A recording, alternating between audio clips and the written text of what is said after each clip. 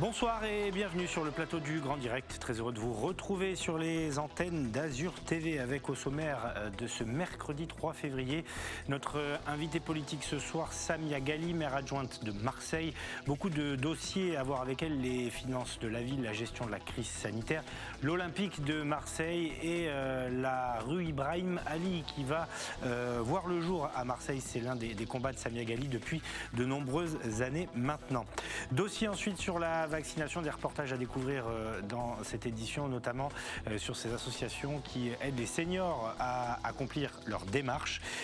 C'est l'un des éléments essentiels pour eux, car vous le savez, tout se fait principalement par Internet.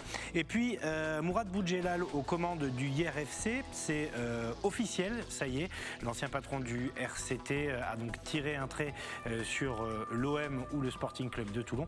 Il sera avec nous dans cette émission. Et je suis sûr qu'il ne manquera pas de commenter la situation sportive de l'Olympique de Marseille. Voilà pour les titres de ce grand direct. Bonsoir Éric Revel. Bonsoir Nicolas Gallup. Alors, architecture un peu particulière ce soir. On va rejoindre dans 5 minutes maintenant Patrick Roger, notre éditorialiste, pour parler des usines. On va regarder d'abord ensemble un premier reportage que je voudrais vous faire commenter, mon cher Éric, autour des vaccins AstraZeneca. Vous savez qu'ils ont été autorisés en France. Du coup, eh bien, ces vaccins seront injectables, si l'on peut dire, par les pharmaciens. C'est la différence par rapport à BioNTech ou Pfizer. Le reportage est signé Claudia Olivier et il a été tourné à Nice. Le vaccin AstraZeneca arrive en France. Élaboré par un laboratoire britannique, il est efficace à 70%. La nouveauté, il pourra être administré par les pharmaciens, infirmiers ainsi que les médecins. Pour ce pharmacien du centre-ville de Nice, c'est une bonne nouvelle. Nous, on est favorable à cette vaccination. Nos instances étaient demandeuses et on a l'habitude depuis 3 ans maintenant de vacciner nos patients pour la grippe tous les ans. Enfin, voilà. Donc c'est logique que l'on soit dans la boucle pour vacciner avec les autres professionnels de santé, avec les médecins, les infirmières et tous les autres acteurs. Il s'agit d'un vaccin dit classique à vecteur viral. Il n'utilise donc pas la technologie ARN comme les 2 autres déjà distribués en France. Il sera par ailleurs déconseillé aux plus de 65 ans. Les officines vont devoir s'adapter. Pour certaines officines, en fonction de la taille de l'officine, du personnel, d'autant plus que c'est le pharmacien qui vaccine et non les préparateurs. Actuellement pour la grippe, on ne sait pas si ça va être modifié. C'est des choses qu'il faut qu'on organise effectivement, chacun dans nos officines à notre façon. Conservé dans un frigo entre 2 et 8 degrés, 2 injections seront nécessaires pour être efficaces. Encore faut-il que le nombre de doses reçues soit suffisant. L'autre question va être sur la disponibilité des doses, car on va avoir beaucoup de demandes du jour où on va dire à la population qu'on peut être vacciné en officine. Ça va être compliqué à gérer, j'imagine, puisque quand on prend les chiffres qui sont communiqués de 2,5 millions de doses, 22 000 officines, je crois que ça fait 120 doses par pharmacie. Donc en 3-4 jours, on n'en parle plus. Le monsieur vaccination du gouvernement, le professeur Alain Fischer, a annoncé que les premières injections de doses AstraZeneca débuteraient mi-février si les délais de livraison sont honorés. En attendant, les discussions entre les autorités et les pharmaciens se poursuivent. Voilà plutôt une bonne nouvelle, si on est livré bien sûr en vaccin, mon cher Éric. Non mais c'est que les médecins et les pharmaciens vont pouvoir aussi vacciner de leur côté. Oui, alors ça c'est une très très bonne nouvelle parce qu'on va multiplier évidemment les professionnels qui pourront vacciner. Il y a un point commun entre l'AstraZeneca et le Sputnik russe dont je parlais hier, le vaccin russe qui a une efficacité de 92% d'après la revue The Lancet, c'est que ce sont 2 vaccins traditionnels. Ce sont 2 vaccins viraux donc qui vous injectent en fait la maladie pour provoquer dans votre organisme des anticorps. Donc c'est des vaccins qui a priori sont plus acceptables ou dont l'acceptabilité médicale est plus forte pour les patients qui sont habitués, comme nous, très petits, à être vaccinés contre la rubéole, contre le tétanos ou d'autres types de maladies. Donc c'est une bonne nouvelle. L'autre bonne nouvelle, Claudia le disait dans ce sujet, c'est que c'est un vaccin qui ne demande pas des températures extrêmement basses pour être conservé. Donc il n'y a pas de rupture de chaîne de froid, il n'y a pas besoin de ces super congélateurs. Ce qui fait que les médecins et les pharmaciens pourront les conserver. Voilà, donc ils pourront les conserver. Alors maintenant, la question qu'on peut quand même se poser, parce que j'ai en tête la sortie du ministre de la Santé britannique il y a quelques jours, qui expliquait que comme ce vaccin était anglais, AstraZeneca, ils étaient priés plutôt de fournir le marché, si je puis dire, au Royaume-Uni plutôt qu'ailleurs, ce qui nous renvoie évidemment aux commandes européennes qui ont été passées. Mais en tout cas, un vaccin de plus, en attendant peut-être que le Sputnik V soit homologué par la haute autorité du médicament en Europe. C'est vrai que c'est une bonne nouvelle. Plus on va multiplier les vaccins, évidemment, toutes choses étant égales par ailleurs à cause des variants dont on parlait également hier, meilleure est la nouvelle. Effectivement. Conseil de défense sanitaire aujourd'hui, et Jean Castex qui va s'exprimer demain. À quoi doit-on s'attendre ou peut-on s'attendre?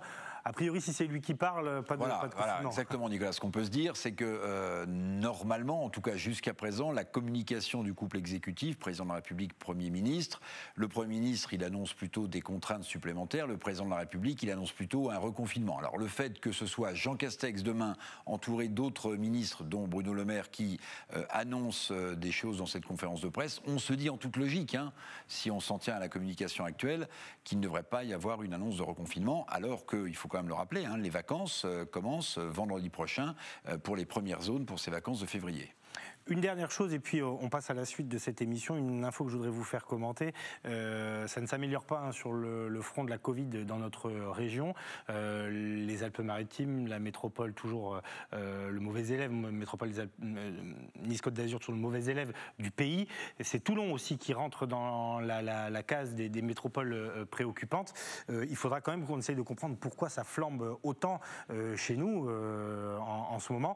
Ce ne sont pas des informations très rassurantes. Non, pas très rassurante, mais vous vous souvenez du test des eaux usées qui avait été fait notamment à Nice, et notamment dans un quartier qui se trouve juste derrière la promenade des Anglais, où on avait donné ce taux de comparaison. On avait dit ce taux est de 900 en moyenne quand ça devient préoccupant, et dans certains quartiers, si je me souviens bien de votre chiffre, Nicolas, on était à 7000. Oui. Et si on considère que l'analyse des eaux usées vient en amont de la propagation de la pandémie, ces chiffres n'étaient pas du tout rassurants. Ils se traduisent aujourd'hui dans les faits. Un reportage à vous faire découvrir à présent. Alors, on a beaucoup parlé des étudiants. Là, on va s'intéresser aux facultés de sport de notre région, notamment à Toulon et à Nice. Les étudiants qui sont en colère, on a beaucoup parlé de la détresse des étudiants qui souhaitent retrouver les amphis. Vous le voyez sur ces images, une manifestation était organisée cet après-midi devant le rectorat de Nice, qui englobe l'Académie de Nice, les départements du Var et des Alpes-Maritimes. Et ils souhaitent que les places soient plus nombreuses en master. Ils sont trop en licence, et pour l'étape d'après, les taux se resserrent sérieusement, et ils réclament donc plus de places, donc pour plus de débouchés. Claudia Olivier, toujours elle. Ryan est étudiant en STAPS à l'université de Toulon. Aujourd'hui, il a fait plus d'1 heure de route pour se rendre devant le rectorat de Nice pour demander l'ouverture d'une classe supplémentaire en master MEF EPS à Toulon. Nous voulons être professeur de sport, donc il faut rentrer dans le master MEF second degré. Et dans notre académie, il n'y a qu'un seul master MEF qui est à Nice, qui prend actuellement, nous avons 18 places, même pas 15 places pour nous, en comptant l'université de Nice et la nôtre. Donc ça veut dire que pour l'université de Toulon, nous avons 7 à 8 places. Alors que la moyenne nationale, elle est d'1 étudiant sur 2. La moyenne de l'Académie de Nice, elle est de 0 sur 2, soit 1 personne sur 5. Fermeture des facs, précarité étudiante, manque de place, les griefs sont nombreux. On n'a pas de master MEF à Toulon. À chaque fois, nos étudiants sont obligés d'être délocalisés sur Nice. Il n'y a pas assez de place pour personne. Donc c'est un problème, et c'est important pour nous d'être ici pour soutenir un petit peu le mouvement et faire un petit peu bouger les choses à notre échelle. Moi déjà je suis sportive au niveau, donc j'ai un double objectif. Et ce qu'on voudrait, c'est que la principale chose, c'est que des places en plus soient ouvertes. C'est notre objectif premier pour que tout le monde puisse y accéder sans être sélectionné. La situation, elle est bouchée, c'est-à-dire qu'on sait qu'on n'a pas de master, ou alors il faut partir, mais ailleurs, les autres sont prioritaires dans leur propre ville. Donc on fait une formation de 3 années, et la continuité de notre formation, elle est impossible pour nous, parce que pas de place. Cette manifestation à l'initiative d'un collectif de jeunes étudiants de Nice et Toulon a pour objectif d'apporter plus de débouchés. Nos enseignants formateurs, ils sont épuisés de devoir choisir chaque année des étudiants. Ça se joue à rien du tout. Si on se base juste sur les notes, on est tous compétents, on a tous envie de réussir, on a tous envie d'accéder à notre projet qui est de devenir enseignant d'EPS. Et à la fin de l'année, on ne pourra pas parce qu'il n'y a pas assez de place. 180 étudiants en licence pour seulement 25 places en master, trop peu pour cet enseignant. Ils ne pourront pas se présenter au concours du CAPEPS, qui est le moyen de devenir professeur de PS titulaire, puisqu'il faut avoir au moins une inscription en master pour pouvoir candidater. Donc on leur empêche même de présenter leur chance. C'est pour ça que c'est une injustice qu'il n'y ait pas plus de place dans ce master. Une délégation de professeurs et d'étudiants a été reçue au rectorat. Pour l'heure, pas d'avancée. Le rectorat nous indique qu'ouvrir des places supplémentaires est impossible par manque d'encadrants. Une nouvelle manifestation est prévue le 10 février à Toulon.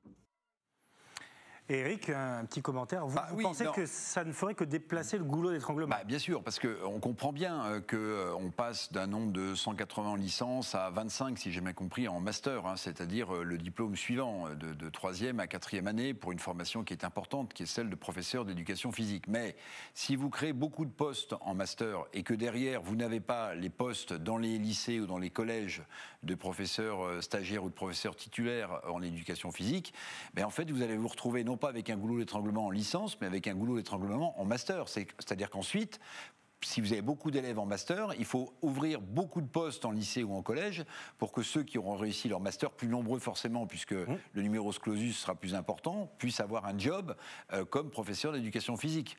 Donc je ne vais pas leur dire battez-vous plutôt pour avoir des postes en lycée ou en collège, mais se battre simplement pour des places en master, c'est à mon sens déplacer le goulot d'étranglement. Et là, ça devient un sujet de l'éducation nationale et non plus de l'université du coin. La première invitée de ce grand direct est avec nous. Elle est maire adjointe de Marseille. Bonsoir Samia Ghali. Merci d'avoir accepté notre invitation ce soir.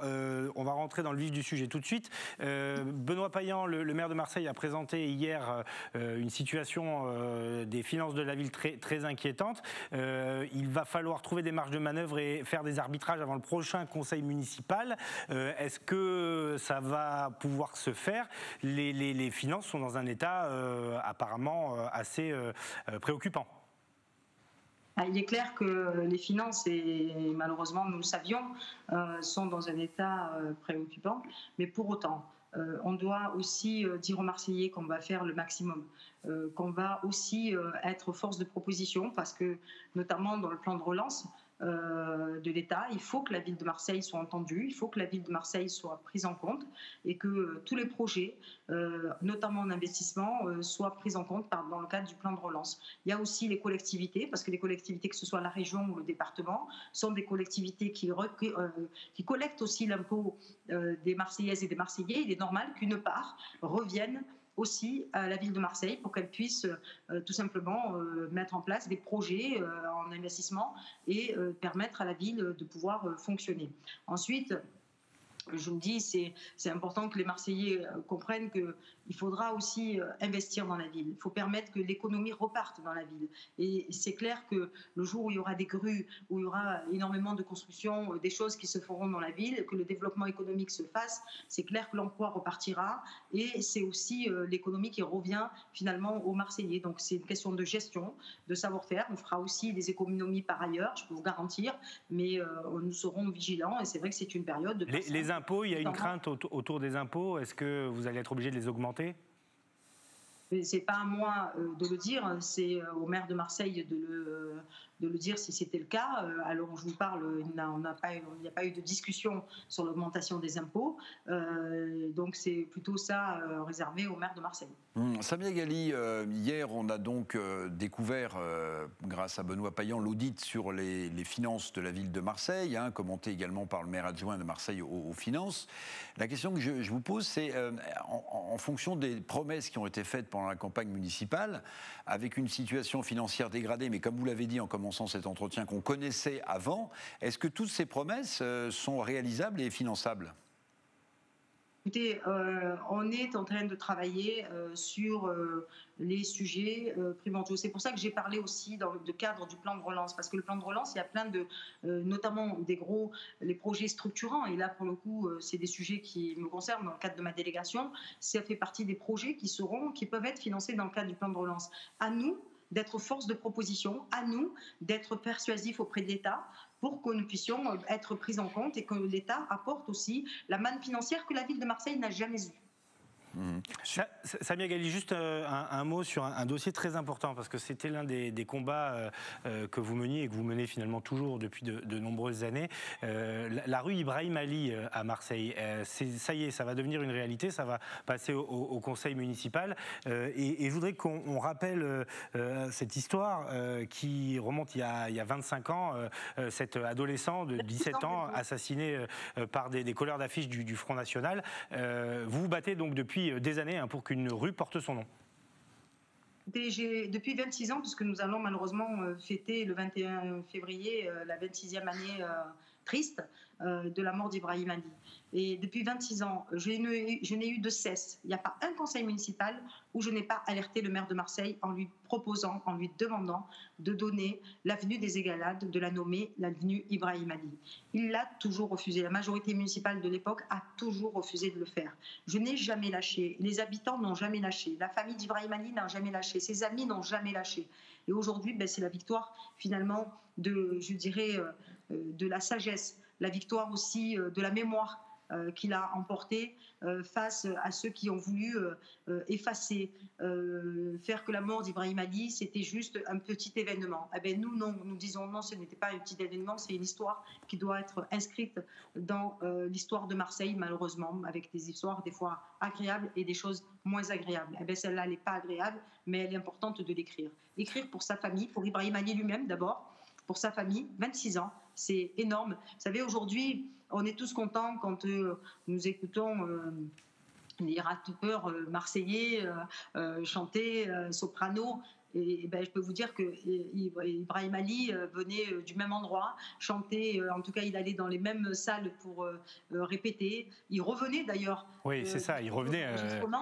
Voilà, du même studio d'enregistrement que fréquentait Soprano ou Alonso. Voilà. Et aujourd'hui, ça aurait pu être un soprano, Ibrahim Ali. En tout cas, on lui a coupé sa vie, on a arrêté sa vie instantanément.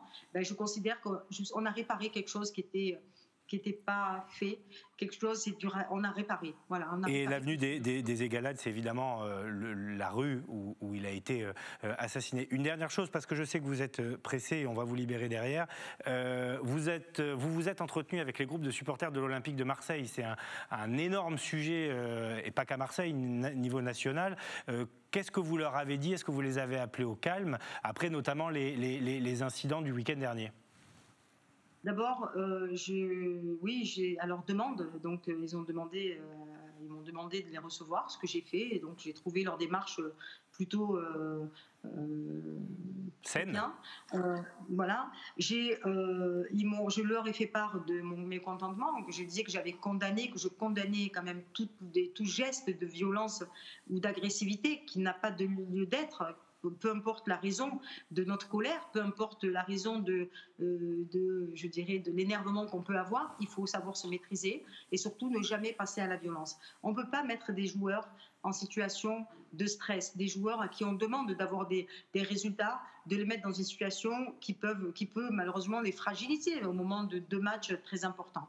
Pour autant, je considère qu'on ne doit pas non plus avoir une punition collective. Ça n'existe pas dans le droit français, la punition collective. Donc chacun, celui qui a commis l'infraction, c'est à la justice de dire de quelle façon il doit être puni, et ça, c'est pas mon travail. Mais pour le reste, moi, je considère qu'à l'intérieur, vous avez une grande majorité, et heureusement, ils l'ont prouvé à chaque match, des supporters de haut niveau, des supporters franchement qui ont un gros cœur, qui ont de la générosité, et dedans il y a de tout. Vous avez des chefs d'entreprise, vous avez de tout, des RMistes, des étudiants, des retraités, et des femmes, des hommes, des jeunes. C'est ça qui est beau dans les supporters de Marseille. Ils ont montré ce que c'était le vrai Marseille, celui qu'on aime justement, pas celui qui fait du mal à Ibrahim Ali, mais celui qui permet tout simplement de faire chanter le stade Vélodrome. Ils ont fait chanter le stade Vélodrome, ils ont fait pleurer le stade Vélodrome. Et aujourd'hui, on ne regarde que la partie grise ou noire, mais non, ils ont aussi des revendications, ils doivent le faire de manière intelligente, de manière... Ouais, et sans violence. C'est le message aujourd'hui capital. Sans violence, mais en tout cas, je peux vous dire que j'ai eu la préfète de police hier. Je sais qu'elle les a reçus cet après-midi parce que je pense qu'aussi il fallait qu'elle les reçoive, qu'elle parle avec eux, parce que je pense que c'était important de parler avec eux et que je lui ai dit que c'était pas les gens qu'elle pensait, c'est pas des violents. Voilà, il peut y avoir des brebis galaises à l'intérieur, mais ça c'est comme pour tout. C'est comme pour tout. On n'a pas interdit, quand il y a eu des cas des gilets jaunes... Toute dernière question, Samia Ghali, si vous le permettez, toute dernière question sur les élections régionales. Hier, dans le Grand Direct, on avait le représentant d'Europe Écologie Les Verts qui appelait, avant que ça se passe mal pour lui et qu'il soit exclu d'Europe Écologie Les Verts, il appelait à une liste de gauche commune pour faire face à la liste des Républicains ou du Rassemblement National. Est-ce que vous comprenez cette démarche ? Écoutez, franchement, moi, je considère que la question des régionales, pour l'instant, c'est pas ma question. Je vous dis sincèrement. Vous voyez, on passe d'Ibrahim Ali, la question de l'OM, la situation économique de la ville. C'est l'actualité qui veut ça, hein. Voilà. C'est vrai que non, celle-là, c'est pas l'actualité. Celle-là, c'est des personnes. Ça va vite venir quand même, juin, si ça se tient en juin. Non, mais ça reste. Non, mais écoutez, ça reste leur point de vue. C'est pas pour moi l'actualité. Merci beaucoup. Merci beaucoup Samia Ghali d'avoir accepté notre invitation en direct ce soir sur les antennes d'Azur TV. Effectivement, c'est quand même une question qui se pose parce que l'exemple cité est celui du printemps marseillais et Samia Ghali est l'illustration d'une forme d'union qui s'est faite aussi peut-être qu'au sein du printemps marseillais, la religion n'est pas faite pour une liste commune ou pas. Voilà, c'est peut-être pour ça que Samia Ghali a botté en touche, autrement que ce n'était pas une question d'actualité. Bonsoir Patrick Roger, je crois que vous êtes avec nous. Merci d'être là comme tous les mercredis soirs. Patron de la rédaction de Sud Radio et éminent présentateur de la matinale. On va évoquer avec vous un dossier important, celui des usines en France. On évoque souvent d'ailleurs la faillite de la stratégie industrielle française. Et c'est vrai que c'est un dossier ancien, ça fait partie de l'ADN aussi de notre pays, mais la situation est quand même très compliquée. Oui, c'est plus que compliqué parce que c'est kafkaïen. Comme on le dit sur toutes les histoires des masques, des tests, enfin bon, on ne va pas refaire la litanie, mais c'est exactement la même chose et on est en train de le revivre. Alors, hier soir, quand même, ça a un petit peu avancé, entre guillemets, avec le discours d'Emmanuel Macron. La prise de parole d'Emmanuel Macron qui s'est invité dans le 20h de TF1 pour dire, voilà, j'ai pris les choses en main, grosso modo, j'ai vu les industriels français, on va accélérer, on va produire chez nous. C'est ce qu'il a dit hier. On n'a pas réussi à les mettre au point, nos vaccins. On en a beaucoup parlé, c'est un fiasco à ce niveau-là. Pasteur doit se retourner dans sa tombe quand il voit ça, c'est-à-dire qu'on n'est pas capable de les mettre au point, mais on va s'occuper quand même de la fabrication en faisant du flaconnage, en essayant de produire chez nous ce qui viendra des laboratoires étrangers. En l'occurrence, alors, c'est assez compliqué parce que on va pouvoir commencer là en février, fin février, début mars, ensuite en avril. Il y a plusieurs usines qui sont concernées. Je les ai notées parce que c'est un petit peu technique. Il y a une usine en Normandie, à Saint-Rémy-sur-Avre. C'est l'usine pour Pfizer. Il y en a une autre pour le vaccin Moderna qui est en Indre-et-Loire, dans le centre de la France. Et puis il y en a d'autres avec CureVac qui sont sur des sites dans le sud-ouest, à Pau, et puis également du côté de la Normandie, à Val-de-Reuil. Donc il y a ces quatre pistes.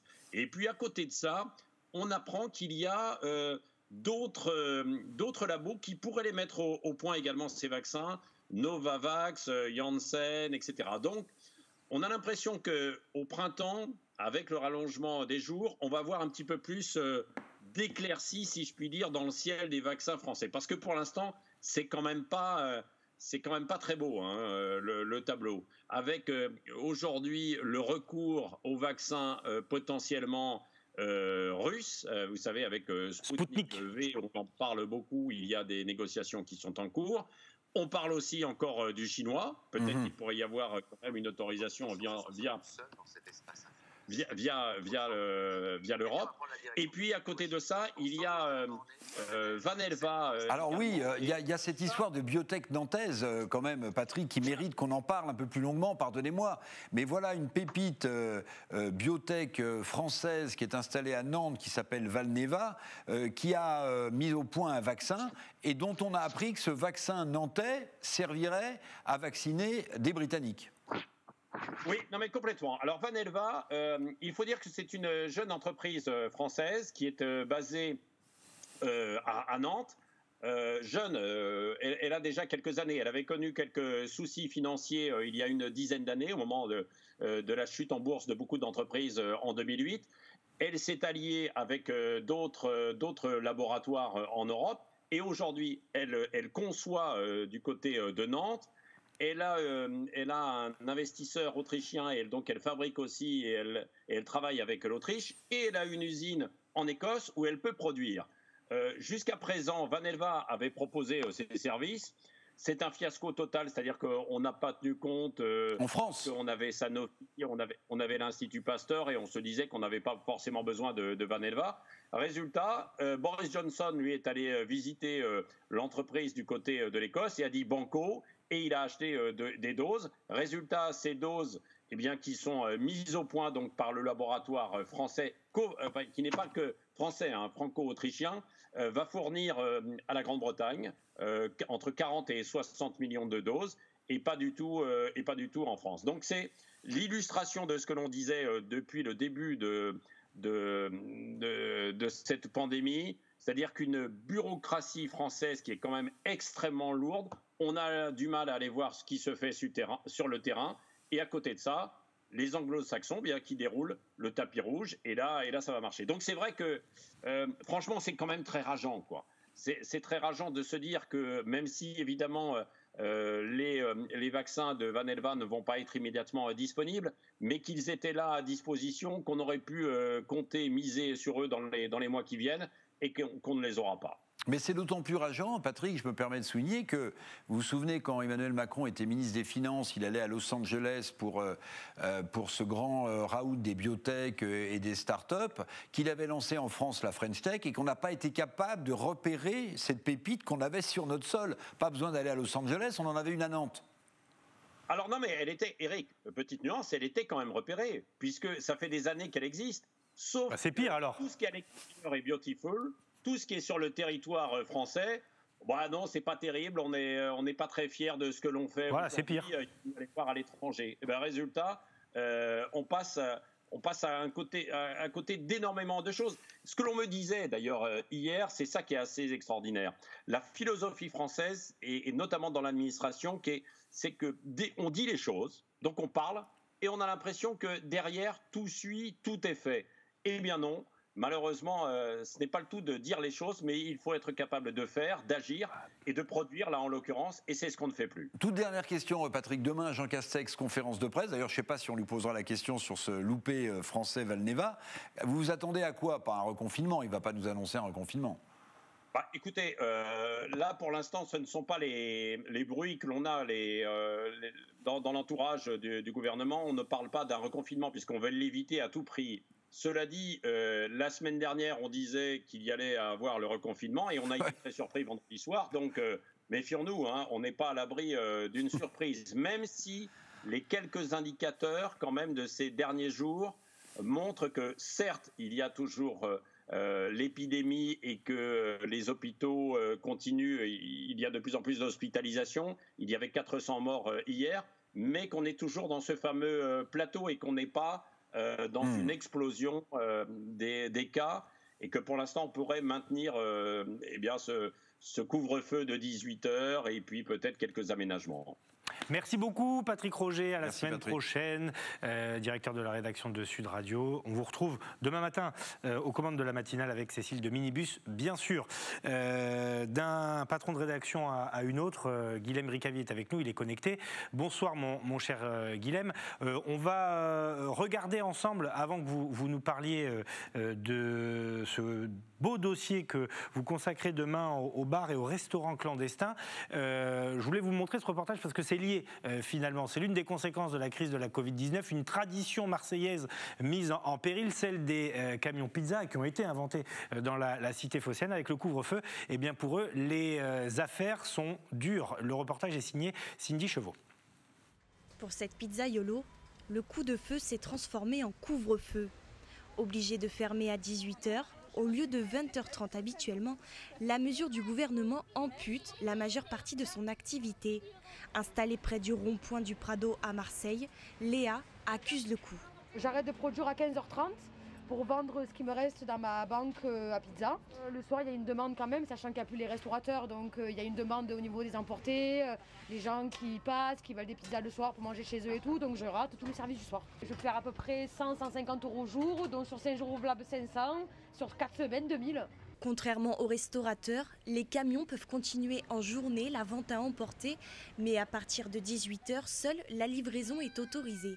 Sauf que voilà, embaucher un livreur implique un coût financier supplémentaire que ne peut assumer cette indépendante. Je voulais me mettre un petit peu sur tout ce qui était Uber Eats, Just Eat et tout, mais après je sais pas si réellement c'est intéressant parce qu'ils prennent de grosses charges.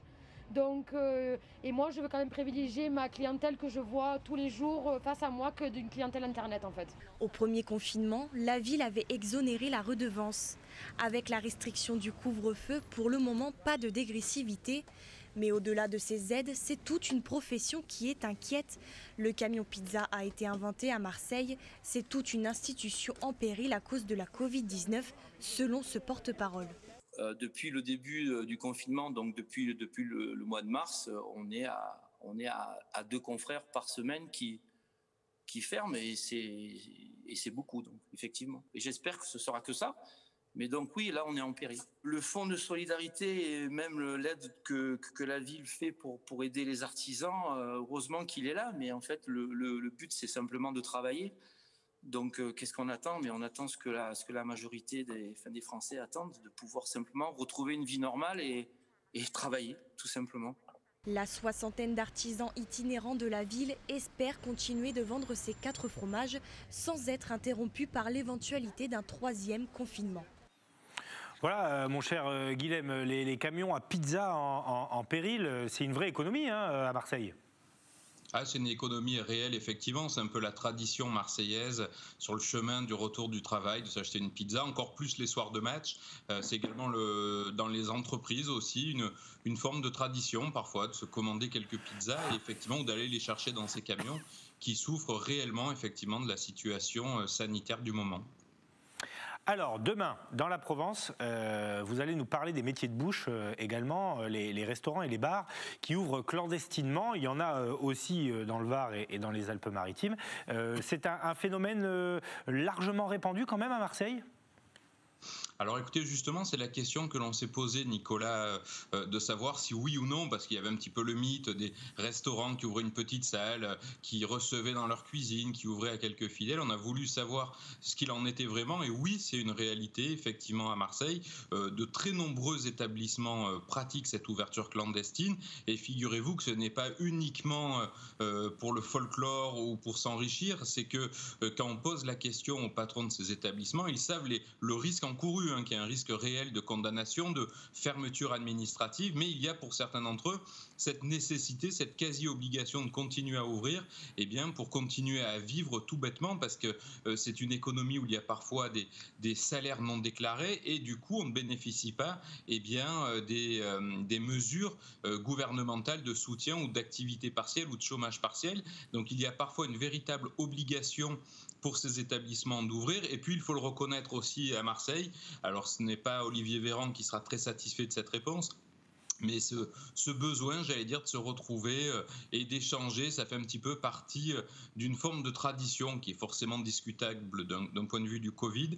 Mais en tout cas, c'est ce que nous disent à l'inverse les consommateurs, les personnes que l'on a pu rencontrer, qui ont besoin de se retrouver, de jouer aux cartes, de ce temps de partage, même s'il y a un risque majeur de contamination autour d'une table.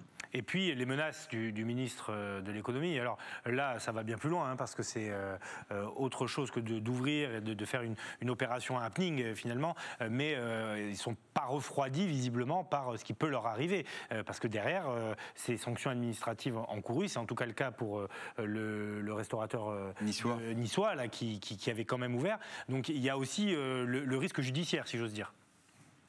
Oui, le risque est réel et tous les professionnels que Romain Capdepont a pu interroger sur le sujet savent tous très bien le risque encouru. Ils savent qu'ils peuvent avoir ces fermetures, ils savent que leurs clients peuvent être verbalisés de 135 € par personne. Ils le savent tous, clients comme restaurateurs. Les restaurateurs nous disent qu'ils n'ont pas forcément le choix de rester fermés ou d'ouvrir donc. Et les clients disent aussi qu'il y a ce besoin d'aller manger, de se retrouver, de partager et que malgré le risque d'amende, le risque sanitaire, ils continueront à fréquenter ces établissements quoi qu'il arrive, quoi qu'il en coûte, j'aurais envie de dire, comme le dit Emmanuel Macron, ces prochaines semaines. Guilhem, on en parlait avec Samia Ghali dans l'ouverture de ce Grand Direct, on parlait de l'OM notamment et l'entretien qu'elle a eu avec la préfète, je crois. Ce soir, il y a un match important, comme tous les matchs pour l'OM en ce moment, contre Lens. On sait si André Villas-Boas, mis à pied, sera sur le banc ou pas? Il n'y sera pas. Il n'y sera pas, oui, c'est sûr. Oui. Il y sera pas parce qu'effectivement cette mise à pied à titre conservatoire lui interdit totalement de se rendre sur son lieu de travail, comme pourrait l'être un employé accusé de vol ou de fraude dans son entreprise, à qui on interdit l'accès au site et à qui on interdit le contact avec ses collègues de travail, en l'occurrence ses joueurs, justement pour éviter tout problème, problème nouveau là-dedans. Ce qui est certain, c'est que la mise à pied qui lui a été imposée par l'OM pourrait avoir comme raison principale de le contraindre au silence, parce que souvent dans les contrats justement des entraîneurs, il y a cette obligation faite de se taire pendant une période de mise à pied, avec à la clé des sanctions financières internes très importantes. Et cette mesure disciplinaire appliquée au coach marseillais, à l'ancien coach marseillais, serait-on tenté de dire, c'est véritablement peut-être pour lui interdire de s'adresser à la presse et d'expliquer c'est intéressant ce que vous dites, vous apportez un peu de nouveaux éléments dans le débat, parce que hier on se posait la question sur avec Pierre Ménès. Avec Pierre Ménès, mais pas seulement. Beaucoup d'observateurs se demandent pourquoi, alors qu'il était prêt à démissionner sans argent, l'OM entamait cette procédure. On a peut-être la réponse, c'est qu'ils ont peut-être peur de ce que dira André Villas-Boas et ils sont prêts à payer quelques millions plutôt que d'assumer un nouveau scandale. En tout cas, c'est vrai que l'OM joue ce soir à Lens et on reparlera d'ailleurs tout à l'heure de la journée de championnat qui nous attend avec Nice et Monaco. Des petites images à vous montrer. Merci beaucoup mon cher Guilhem. À demain dans ce Grand Direct si vous le voulez bien sûr. On lira avec attention donc ce très beau dossier autour des restaurants clandestins. Je voulais vous montrer une petite vidéo, mon cher Eric. Elle concerne justement les restaurateurs. Alors lui n'est pas un restaurateur clandestin. Il s'appelle José Orsini. Il a étudié et travaillé pour les plus belles tables et les plus grands noms, comme Alain Ducasse. Il a ouvert son bistrot du port à Nice et hier il a publié une vidéo sur les réseaux sociaux, je vous laisse la découvrir, pour protester contre la fermeture des restaurants. Ça dure 1 minute et vous allez le voir, c'est assez revendicatif.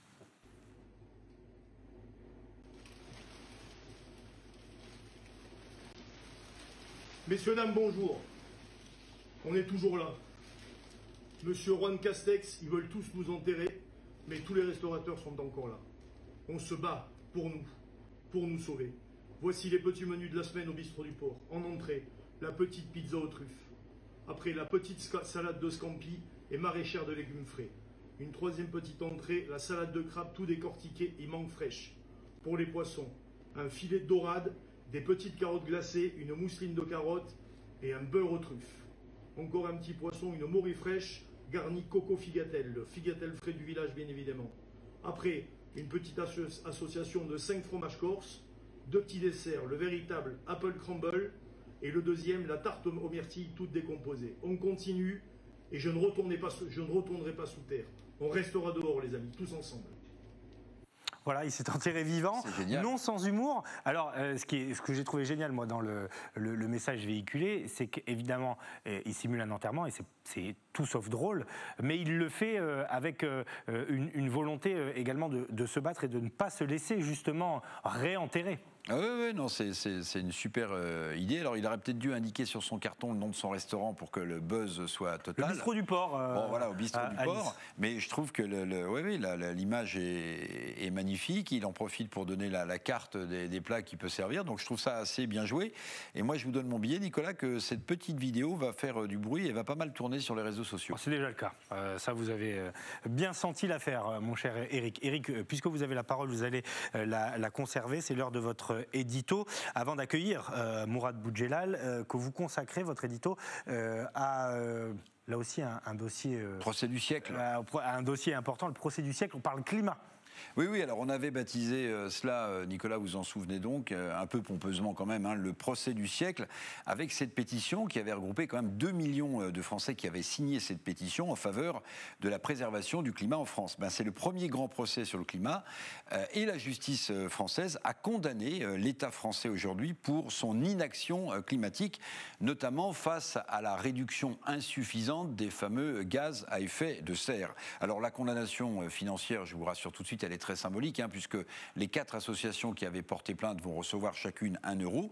Mais au-delà de cette condamnation symbolique, c'est la jurisprudence de cette décision qui va sans doute peser sur notre droit, sur le droit français, mais également forcément sur les débats concernant le climat à l'Assemblée nationale et au Sénat.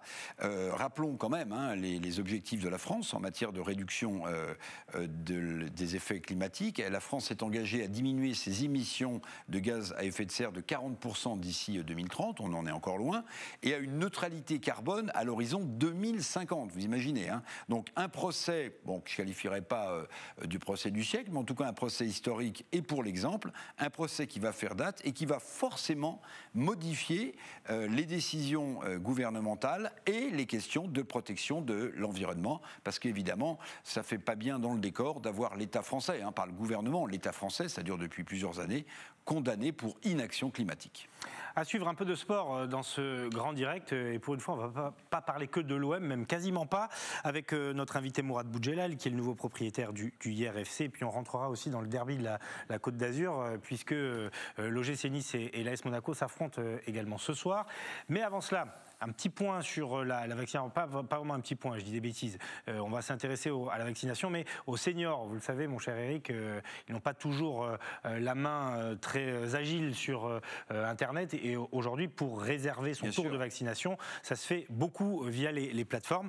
Dans les Bouches-du-Rhône, une association qui s'appelle Mon Émile vient en aide aux seniors et les accompagne. Vous voyez ce reportage de Yentel Criado.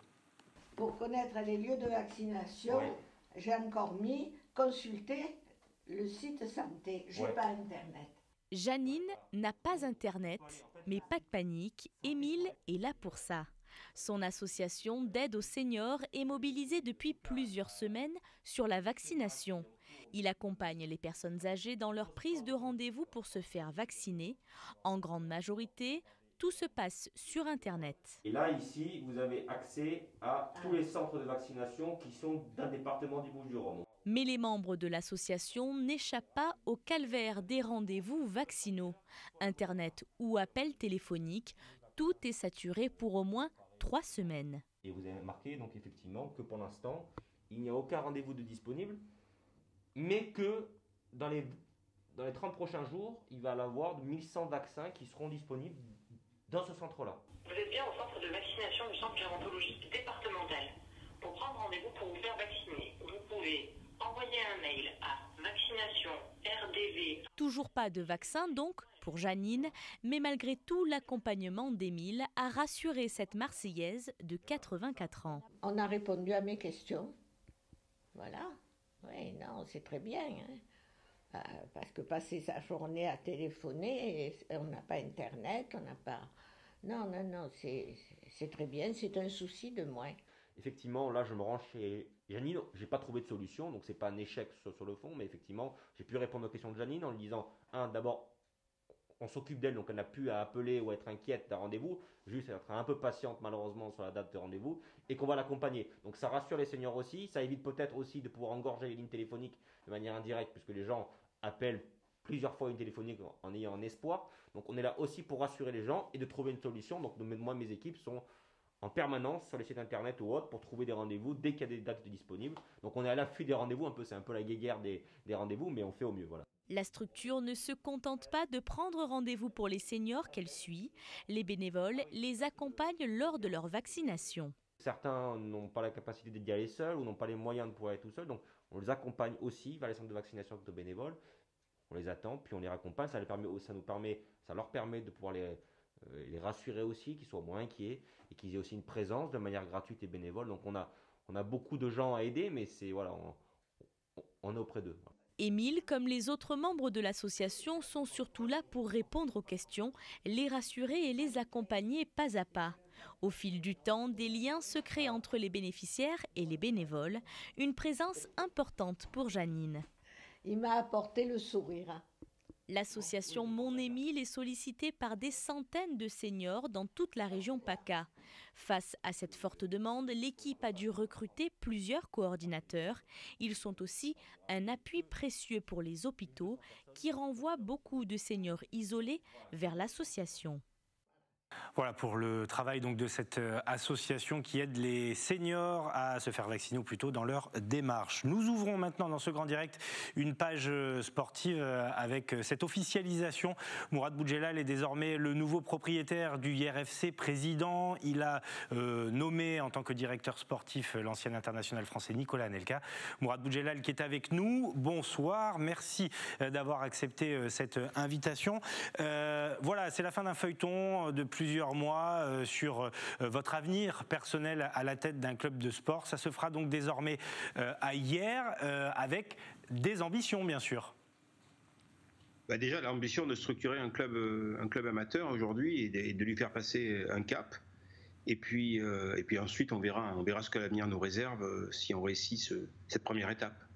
Alors, c'est un club qui évolue en National 2, comme Toulon d'ailleurs, on va y revenir. Vous avez scellé officiellement l'accord.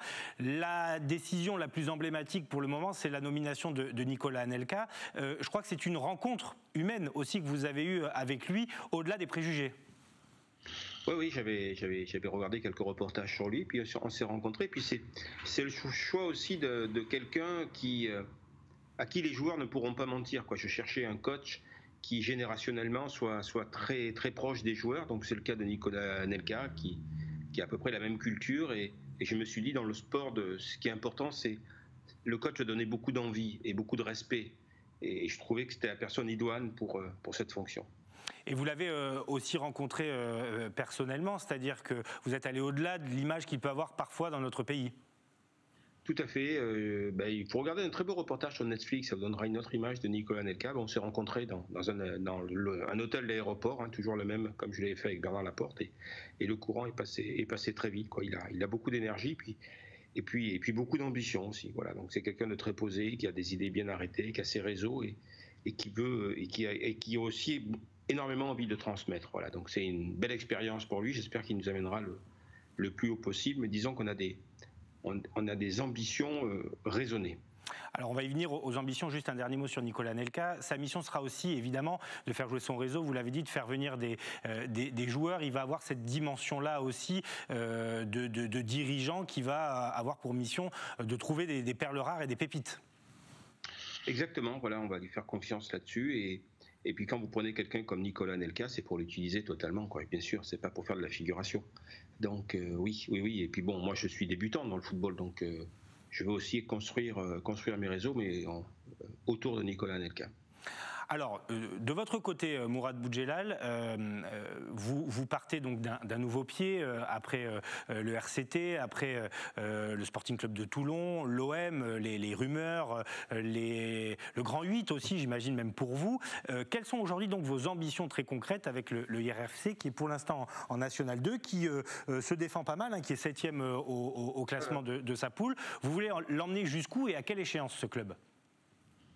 D'abord, je veux l'amener dans le monde professionnel et après on verra. Vous savez, on a une ville de 50 000 habitants.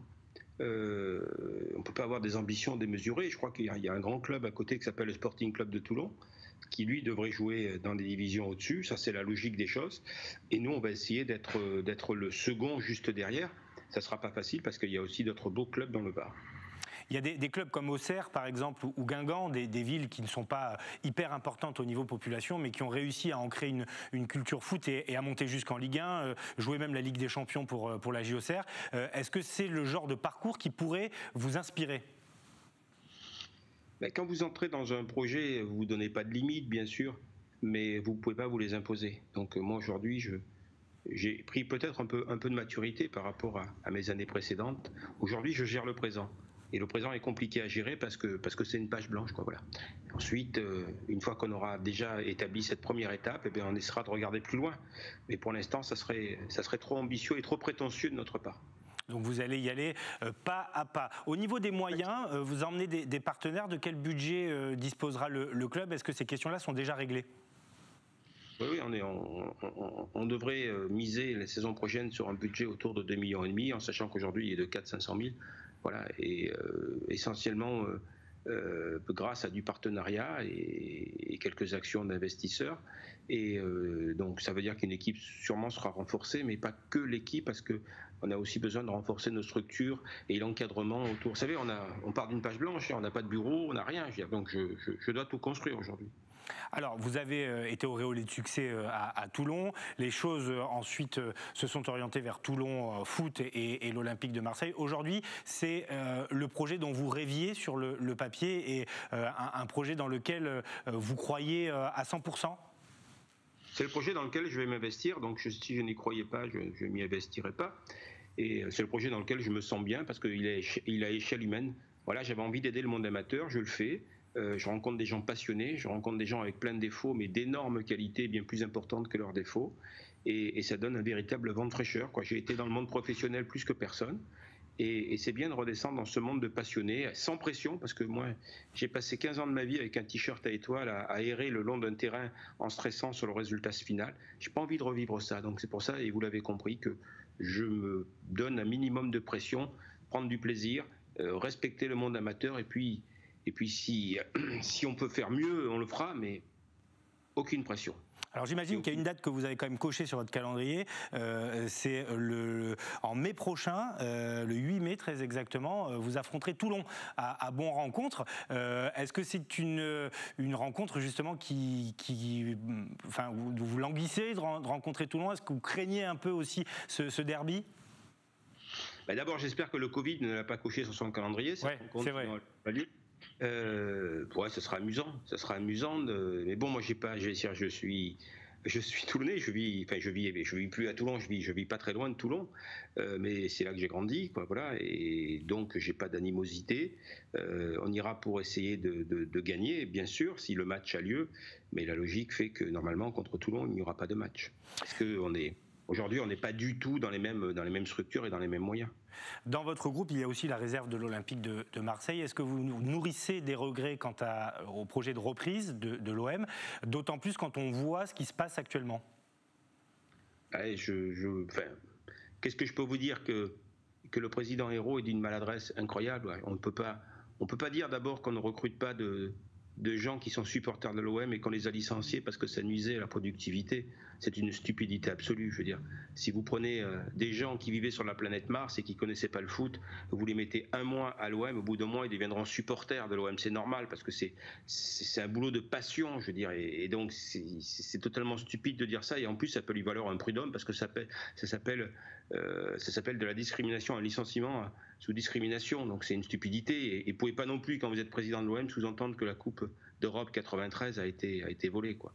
Je sais pas, j'ai du mal à comprendre sa communication. Et mettre à pied un entraîneur qui a d'abord démissionné, vous qui avez été président, vous comprenez ça?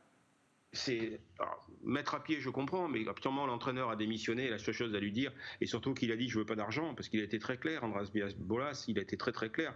Bon, c'est lui dire on en a pris acte et au revoir. Si vraiment ils veulent s'en séparer, mais il n'y a pas besoin de faire un coup de communiqué, de mise à pied, tout ça. Voilà, tout est raté j'ai du mal à comprendre. Alors j'ai peut-être une explication. Moi, je me dis que en ce moment, Hérault a beaucoup de pression pour des raisons diverses et variées dont il ne faut pas parler, et que peut-être dans sa tête, il est déjà plus là, quoi. C'est peut-être ça finalement, et qu'il perd le contrôle de lui-même. Peut-être qu'il supporte pas la pression. Vous pensez que le club va être vendu? Ça y ressemble bien en tout cas, parce que quand un président perd le contrôle de lui-même comme il le fait, ça veut dire qu'il n'accorde plus beaucoup d'importance aux choses puisque la fin est inéluctable. Merci en tout cas à Mourad Boudjelal d'avoir accepté notre invitation une nouvelle fois sur les antennes d'Azur TV. Je rappelle que vous êtes donc désormais propriétaire et président du IRFC. C'est une nouvelle aventure qui démarre avec Nicolas Anelka comme directeur sportif et évidemment on sera très attentif aux résultats du club et on vous souhaite surtout beaucoup de réussite et la même réussite qu'au RCT. Merci beaucoup Mourad. Merci beaucoup. Au revoir. Voilà, interview de Mourad Boudjelal qui ne mâche pas ses mots, surtout sur le sujet de l'OM. Ah oui, c'est le moins qu'on puisse dire. Alors je ne sais pas s'il a des regrets, mais en tout cas, il a une analyse claire, nette et précise.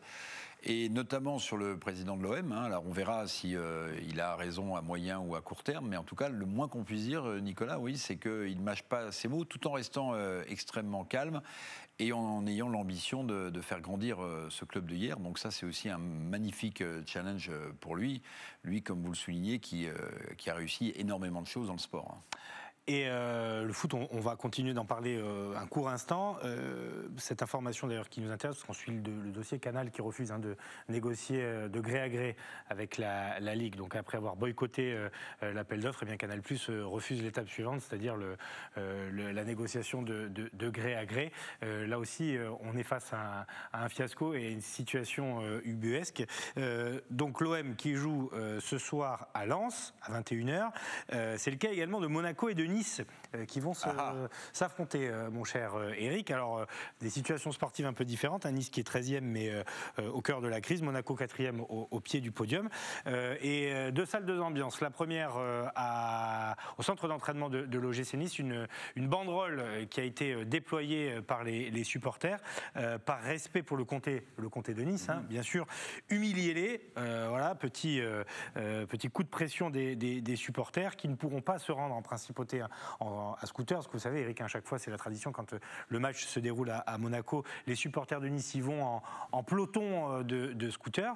Et à Monaco, eh bien, tout va bien, même jusqu'aux confins du Brésil, on supporte l'AS Monaco, puisque Alexia Barrier, la skippeuse du Vendée Globe, alors originaire des Alpes-Maritimes, eh bien, figurez-vous qu'elle supporte l'AS Monaco et qu'elle a posté un petit message sur les réseaux sociaux avec un maillot rouge et blanc. On va l'écouter.